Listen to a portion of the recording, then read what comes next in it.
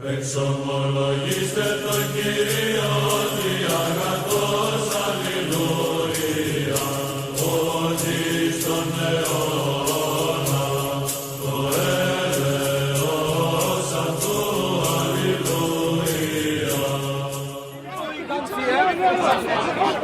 all his time to have his fancy haircut properly before he comes here. He takes all the time to put on his jacket and everything properly before he comes here. But the one thing he cannot do is to defend his silly little religion. Day in, day out, he can't defend. He can go and buy fancy juices from all fancy shops in the neighborhood. Like that and any other thing. He might be spending hundreds and thousands of pounds every month. Every month. He would do all of those things. But the one thing he cannot do, the one thing that a Muslim cannot do is string together a logical argument to defend his silly little religion, which is up for mockery every single week at Speaker's Corner. Yet, despite all the oil money flowing the wrong way into our nation, they can't defend. Despite all the headscarves that go on top of their heads and all the rest of the funny attire that they have, with 5 people, 10 people manning a silly little free Quran stand as if people are going to steal the free Qurans from them. Even though they could do all those things, the one thing they cannot do, they can even go around and kill others. Even helpless girls we heard of, didn't we? Southport murders. Members of parliaments are killed. You know that, don't you? Members of parliaments have been killed. Not long ago, after a shout of Mullahu Mukbar in London Bridge, near our parliament, public are killed. Across the world, across the Western world, public are killed. Not by intelligent people, not by courageous people, but cowards. Textbook definition of cowards who can't face up to whoever is able to fight them face to face, but to go behind and chop the heads of others. You hear of all these things. So, faithful Muslims can do all of these things. But the one thing cannot do. Guess what that is, my dear friends? That is to defend the validity of the silly little religion called Islam. They can't defend. Why can't they defend? Because it is indefensible. If there is any Muslim here who is able to take 3 or 4 steps forward and come here and provide a sensible explanation or defense for your religion. For example, help us understand how your religion respects women. Islamic women, forget about non-Islamic women, respects Islamic women. In general, even your own women. If there is any Muslim who is able to step forward, hello my dear friend with the New York hat, please. Every Muslim comes here just to fill the space. They are sent instructions every week. My dear friends, every week, Fridays, look at that gentleman laughing. He knows it. He knows it. Fridays, please come here, sir. Fridays. What training did you receive on the Friday gone, sir, before you showed up here? What do you mean training? What training? Before you showed up here, what did they tell you about Speaker's Corner? I didn't come here for training. Not here for training, clearly not. You don't hear none of the Muslims come here to learn anything. But while you were in your masjid, what did they tell you? We never said anything about Speaker's Corner. Are you sure this is one of your taqiyya lies? I'm not a liar. No, okay, that's fine. Okay, now please help us understand this particular book. You follow this book, the Quran? Yes. For how long have you been reading this book in your life? My whole life. Your whole life? How long? 40, 50, 32 years. 30? You're very young. Okay. Much younger than me. That's good. let me see. No, wait. 25. 35. No. 27, 26. You're 26 years old. Yeah, I'm 32. But since I was 5, I learned. Since okay, that's fine. So 27 years you've been learning this book, so you must know enough. So please help understand how this book respects women and puts them on par with men. Please. First, tell me, how does it disrespect women? Now please listen to me carefully. I will. But before that, I'd like you to take a stab at this. Does this book respect women on par with men? Intrinsically, are women equal to men according to this book? Women are equal to men, but women and men have two different roles. Yeah. So please, that's good. So you are saying intrinsically, I'm using the very important word. Intrinsically, women are equal to men according to you. What does intrinsically mean? Well, in terms of core value, you say they have different roles, but core value, they are both the same.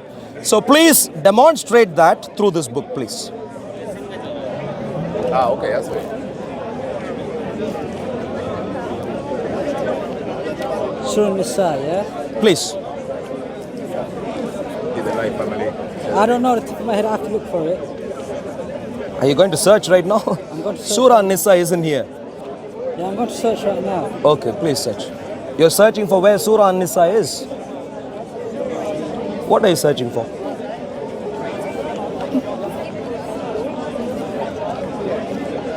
This is serious stuff, don't laugh.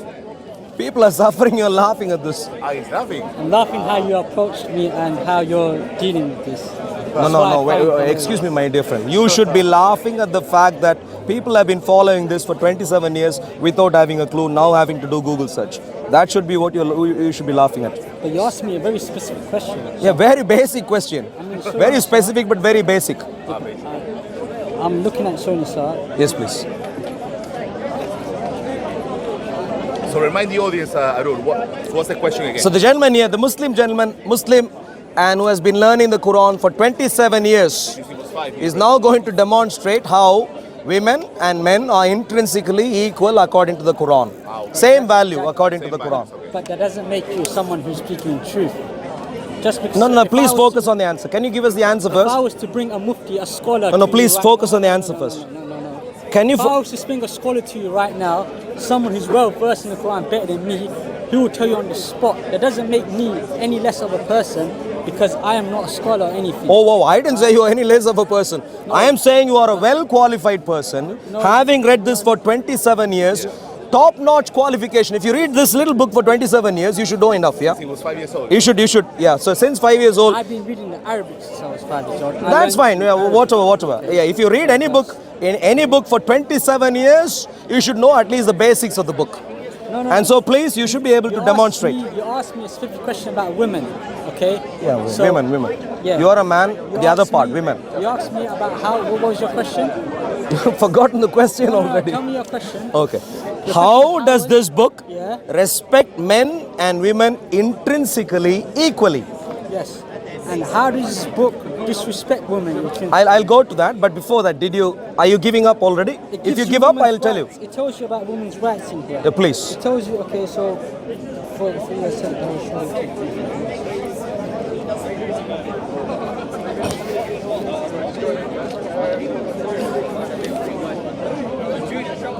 You see the problem? 27 years. 27. 27 years I've been reading Arabic. And I've been learning English. Do you know Arabic? No, I don't know Arabic. No, if you know, wait a second. So you see the problem, so we now come across another problem. Islam makes people read a book in a Islam doesn't do anything. Islam doesn't Excuse me. command Please This is don't turn false defensive. No, it's not Please being don't turn defensive. Please stay focused right now. No. We're looking for the answer. Why are you Can you dictating give the what answer to do? now or No, not? no. Can you give the answer? Now I'll move on. I'll I answer see the way you. you character yourself. I do not want to debate with you. Sure. Can I respond to you? You asked me. You are not- Only 3 years of reading this book, I can give you a better answer. Please. You're in- All right. The gentleman asked me. Wait, please. Simple question. Yeah. You're walking away. I can speak to you. You asked me how does this book disrespect women? I can. You're running away with the microphone right now. Excuse me, my dear friend. You're running away with the microphone. Hello. There's no answers. So the gentleman asked me how this book disrespects women.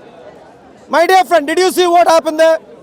32 years old man, young man, who has been a Muslim all his life and who has read the Quran for 27 long years. This little book for 27 long years. Yet, when I ask the most basic of questions, how does this book respect men and women intrinsically, equally? He tried to fluff off a little bit and then wandered away rather soon. And at least he asked me, that's good. So, my dear friends, being a Muslim for 27 years only means you are more clueless and you are certified to be clueless. You are bona fide 27 years worth of brainwashed, clueless man. Now let me tell you, my dear friends, as to how this book, the Quran, disrespects women. Let's start off. The entire book here that I'm holding in my hands is not for women. It is for men. It's a man-centric book. I'll give you a simple example to understand this basic fact. In this book, there are many men referred to by name. Many men. Many men. But guess how many women are referred to by name in this book? Just one. Just one. And do you know who that is? Mary. Not even a Muslim woman. This is Mary, who is, of course, who is supposed to be the mother of Jesus. But of course, the Mary who is found here is not the historical Mary. The one woman mentioned by name. That's just the starters. This book tells you, my dear friends, that children, pre-pubescent children, are sex material. Are you hearing me properly? Pre-pubescent girls, sex material. Quite horrible. Rochdale, Rotherham, we see the issues, don't we? This book says women are sex objects. Men go into women. Excuse me. Hello. Wow. Excuse me. If you can't keep your peace, please keep moving. If you can't keep your peace, please keep moving. Sherwin, maybe just. Hello. Excuse me.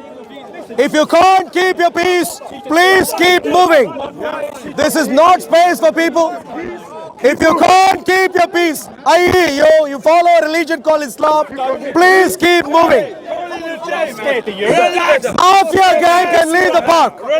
Mafia gang can leave the park. This place is for learning. Yeah. Dialogue. Don't teach here. Teach there. Turn around. Teach there.